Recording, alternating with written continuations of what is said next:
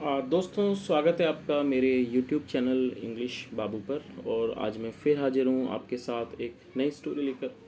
और दोस्तों, आज जो स्टोरी मैं आपके लिए लाया हूँ ये एक मॉरल स्टोरी है, शॉर्ट स्टोरी है। सुनकर आपको बहुत मज़ा आएगा। उसके अलावा इस स्टोरी में आपको कुछ नए इंग्लिश के वर्ड मीनिंग सीखने को मिलेंगे। कुछ एडवांस लेवल के जो वर्ड मीनिंग होते हैं वो आप सीखेंगे। उसके अलावा जो इसका ग्रामर का पार्ट है उसे हम बिल्कुल ही डिटेल में कवर करेंगे, तो एक एक स्ट्रक्चर को आप बहुत आसानी से सीख पाएंगे। तो चलिए दोस्तों, आज की इस कहानी को हम शुरू करते हैं। और सबसे पहले कहानी का टाइटल देखते हैं। कहानी का टाइटल है the old wolf and the skinny dog. क्या मतलब हुआ? दोस्तों, ये जो वर्ड है इसको वॉल्फ नहीं पढ़ा जाएगा, इसको वुल्फ पढ़ा जाएगा। और वुल्फ का मतलब होता है भेड़िया। और स्किनी एडजेक्टिव है। स्किनी का मतलब होता है बहुत ही अत्यधिक पतला, उसे स्किनी कहा जाता है। तो इस पूरी लाइन का क्या मतलब हुआ? The old wolf and the skinny dog, मतलब कि बूढ़ा बूढ़ा भेड़िया और पतला कुत्ता। तो दोस्तों, ये आज की इस कहानी का टाइटल है, शीर्षक है। और अब मैं इसे पढ़ना शुरू करता हूँ। आपसे रिक्वेस्ट है आप इसे बिल्कुल ध्यान से सुने। और यदि आपको कोई नया वर्ड या फिर ग्रामर का नया स्ट्रक्चर देखने को मिले तो आप उसे नोट भी ज़रूर करें। तो चलिए इसको शुरू करते हैं। There was a wolf. क्या मतलब हुआ इस लाइन का? दोस्तों, ये जो हमारा वाक्य है ये सिंपल पास्ट का मतलब हम पास्ट में कोई भी ऐसा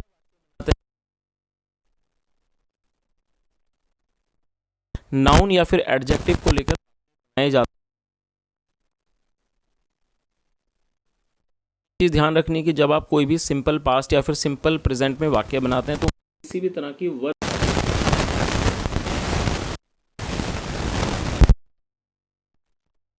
देयर का प्रयोग किया गया। तो दोस्तों, अक्सर आपने देखा होगा कई ऐसे सेंटेंस होते हैं सिंपल प्रेजेंट या सिंपल पास्ट में जहाँ पे उसकी शुरुआत देयर से होती है। तो आपको ये चीज़ याद रखनी कि जब भी आप कोई ऐसा वाक्य देखते हैं सिंपल प्रेजेंट या simple past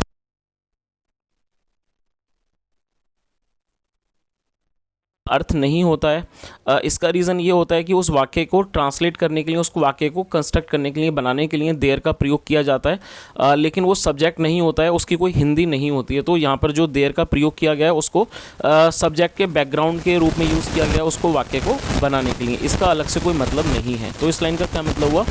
there was a wolf, मतलब कि एक भेड़िया था। तो ये हमारा सिंपल पास्ट का वाक्य हो गया। देयर वॉज ए वुल्फ मतलब एक भेड़िया था। तो आप इस चीज़ को याद रखें कि जब भी आपके सामने कोई ऐसा वाक्य आता है जहाँ पर जिसकी शुरुआत देयर से होती है और वो सिंपल प्रेजेंट या सिंपल पास्ट का है तो देयर का वहाँ पर कोई भी मतलब नहीं होगा। हालांकि देयर का मतलब वहाँ होता है और वो जब आएगा, अगर वो देयर बाद वाक्य के बीच में अंत में आएगा तब उसका मतलब वहाँ के तौर पर लिया जाएगा। तो इसका क्या मतलब हुआ? देयर वॉज ए वुल्फ मतलब एक भेड़िया था। हु ड्यू टू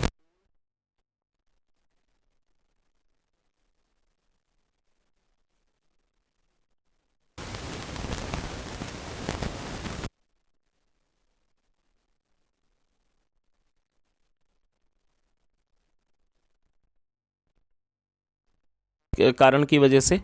तो क्या मतलब हुआ इस लाइन का? Who due to old age मतलब जो, ड्यू टू ओल्ड एज मतलब बुढ़ापे की वजह से, ओल्ड एज मतलब बुढ़ापे की वजह से।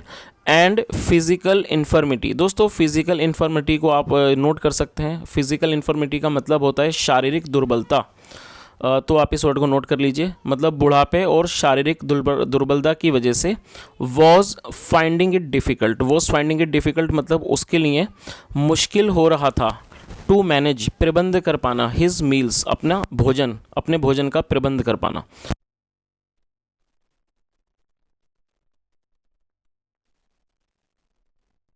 There was a wolf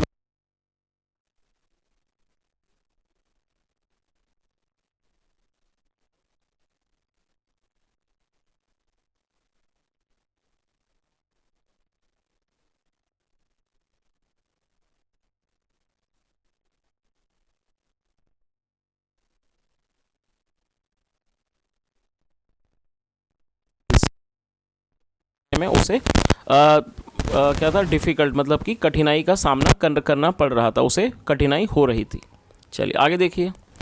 generally his preys outran him in the chase. दोस्तों, जनरल एडवर्ब है, इसका मतलब होता है आमतौर पर, और प्रे का मतलब होता है और ये इसका प्लूरल नाउन है प्रेज। तो यहाँ पर एक से अधिक शिकार का यूज़ किया गया है, मतलब ये प्लूरल नाउन है, तो ये शिकार का प्लूरल है प्रेज। और दोस्तों आप इस वर्ड को नोट कर सकते हैं, आउट रन की सेकंड फॉर्म है। आउट रन का मतलब होता है किसी को पछाड़ देना।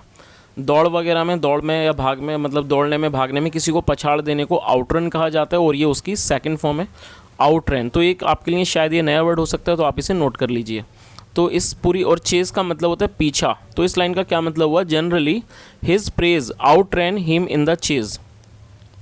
मतलब कि आमतौर पर जो उसके शिकार होते थे, मतलब कि जिनका वो पीछा करता था शिकार के लिए, जो उसके शिकार होते थे, out run him in the chase, वो उस चेज में, मतलब उस भागम भाग में उसको वो हरा दिया करते थे।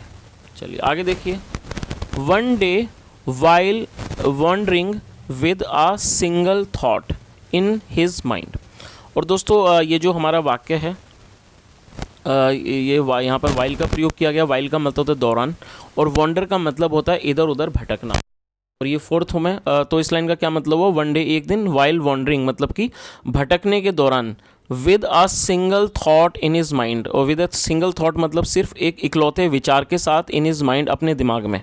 तो इस पूरी लाइन का क्या मतलब हुआ कि मतलब एक दिन इधर उधर भटकने के दौरान और सिर्फ एक ही विचार को अपने दिमाग में रखते हुए, ये सोचते हुए, क्या सोच रहा था वो, what should I do now. दोस्तों ये जो हमारा वाक्य है, इस वाक्य में शुड का प्रयोग किया गया है, और शुड का मतलब होता है चाहिए। तो जब आप कोई भी ऐसा वाक्य बनाते हैं जहाँ पर हम वहाँ किसी वाक्य में सुझाव या फिर सलाह को दर्शाना चाहते हैं, तो वहाँ पर शुड का प्रयोग किया जाता है हेल्पिंग ऑफ के रूप में। तो आप इस चीज़ को भी नोट कर लें कि शुड का प्रयोग वाक्य को, जब भी आप वाक्य बनाएंगे, तो अगर वाक्य में आपको सुझाव या सलाह दिखाना चाहते हैं तो शुड का प्रयोग किया जाता है। और ये एक इंट्रोगेटिव हमारा सेंटेंस है, और जहाँ पर वॉट का जो प्रयोग किया गया है, वॉट का मतलब होता है क्या, और ये एक इंट्रोगेटिव वर्ड है।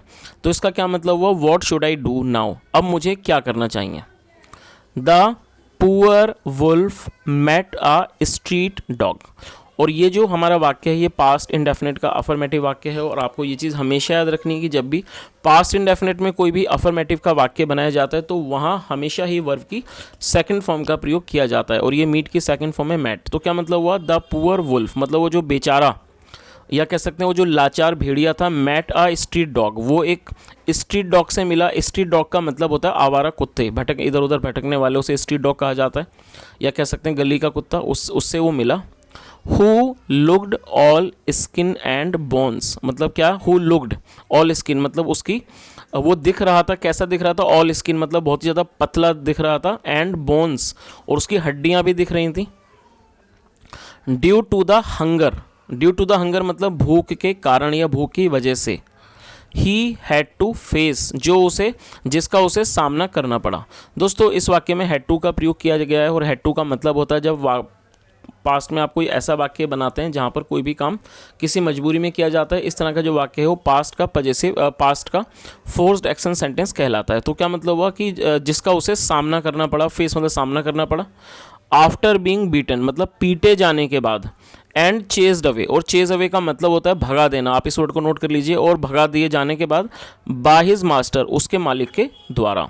तो दोस्तों इस पूरी लाइन का एक बार मैं आपको सही से दोबारा से ट्रांसलेट कर दूं ताकि आप इसको समझ सकें कि जब ये जो भूखा भेड़िया था, जो शिकार करने में मतलब अपनी शारीरिक दुर्बलता की वजह से अपना खाना नहीं मैनेज नहीं कर पा रहा था, मतलब आमतौर पर क्या होता था, जो उसके शिकार थे वो उसको हरा देते थे, उस भागम भाग में उसे हरा देते। तो जब वो एक दिन भटक रहा था उस विचार के साथ अपने दिमाग में कि अब मुझे क्या करना चाहिए, तो जो बेचारा जो वॉल्फ था वो मतलब ये जो लाचार भेड़िया था वो एक स्ट्रीट डॉग से मिला, मतलब एक आवारा कुत्ते से मिला, जो कि बहुत ज़्यादा पतला दिख रहा था और उसकी हड्डियां भी दिख रही थी भूख के कारण, और जिसका मतलब क्योंकि उसने भूख का सामना किया था।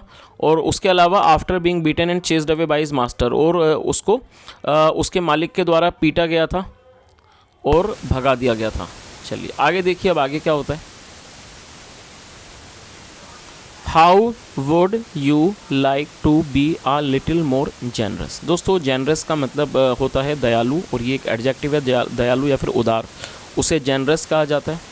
और वुड यू लाइक टू का प्रयोग जब किया जाता है जब हम किसी व्यक्ति की रजामंदी के बारे में बात करते हैं, जब हम किसी व्यक्ति से उसकी हाँ या ना लेना चाहते हैं, उसकी रजामंदी, तो वहाँ पर वुड लाइक टू का प्रयोग किया जाता है। तो इस लाइन का क्या मतलब हुआ, how would you like to be little more generous, मतलब आपको कैसा पसंद आएगा, to be a little more generous, और अधिक उदार होना, दयालु होना, एंड अलाउ मी, और मुझे अनुमति देना, टू ईट यू, आपको खाने की अनुमति देना।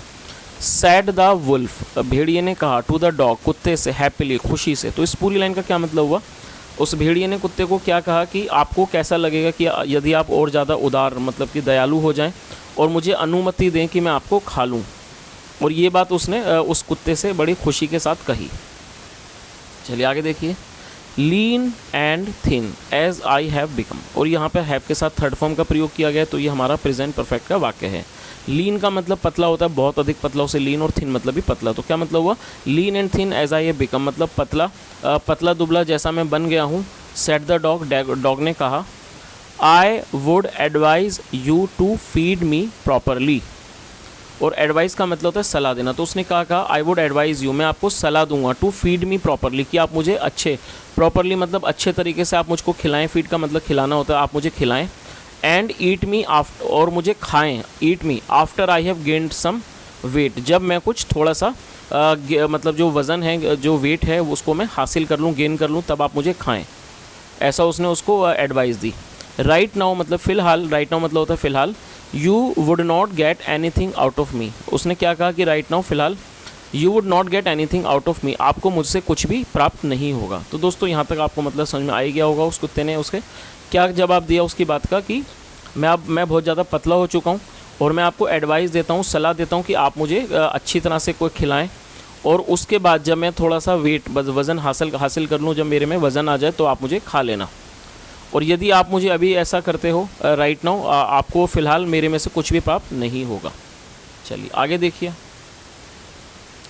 Thinking that the idea was not all together bad, मतलब ये सोचते हुए कि ये जो आइडिया है, ये जो विचार है, was not all together bad, मतलब वो मिला जुला कर वो बुरा आइडिया नहीं है, बुरा विचार नहीं है।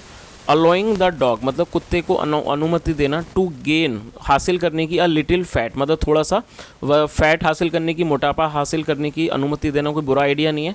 बिफोर ही इज़ कंज्यूम, कि इससे पहले उसे कंज्यूम किया जाए, मतलब उसका उपभोग किया जाए, उसको खाया जाए।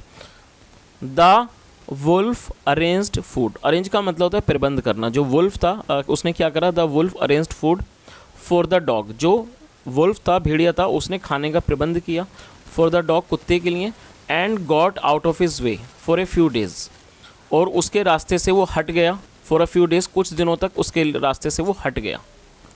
बट बाय दैट टाइम, लेकिन उस समय तक, the dog not only had gained enough fat, और यहाँ पर हैड के साथ थर्ड फॉर्म का प्रयोग किया गया, ये हमारे पास परफेक्ट का वाक्य। तो उसने क्या मतलब इस लाइन का, the dog not only had gained enough fat, मतलब सिर्फ उसने मतलब उस समय तक जो कुत्ता था उसने सिर्फ वज़न ही हासिल नहीं किया, मतलब कि मोटापे को हासिल नहीं किया था। He had also become strong, मतलब वो मजबूत भी बन चुका था। इनफ, स्ट्रॉन्ग इनफ मतलब वो इतना मजबूत बन चुका था, to give a terrific fight to the wolf, कि वो उस वुल्फ को, भेड़िए को एक मजबूत लड़ाई टक्कर दे पाता। टेरिफिक माइंड एक मजबूत टक्कर। तो इस पूरी लाइन का क्या मतलब हुआ कि जब तक उसने इतना मतलब कि फ़ैट भी हासिल कर लिया, मतलब मोटापे को भी हासिल कर लिया, उसके अलावा वो इतना मजबूत हो चुका था कि वो उस भेड़िए को एक मजबूत टक्कर दे सकता था। तो दोस्तों ये आज की एक बहुत छोटी सी कहानी थी, और मैं उम्मीद करता हूँ कहानी आपको अच्छी लगी होगी। और यहाँ मैंने पूरी कोशिश की आपको हर वर्ड की मीनिंग बताने की, और साथ में इसे जो उसका ट्रांसलेशन का प्रोसेस है उसको भी अच्छे से एक्सप्लेन करने की। यदि आपको कहानी अच्छी लगी हो और मेरा पढ़ाने का प्रयास अच्छा लगा हो तो आपसे रिक्वेस्ट है, वीडियो को लाइक करें, शेयर करें, चैनल को सब्सक्राइब करें, और कमेंट करके ज़रूर बताएं यदि आपका कोई सुझाव हो। सुनने के लिए thank you so much. Have a nice day and bye.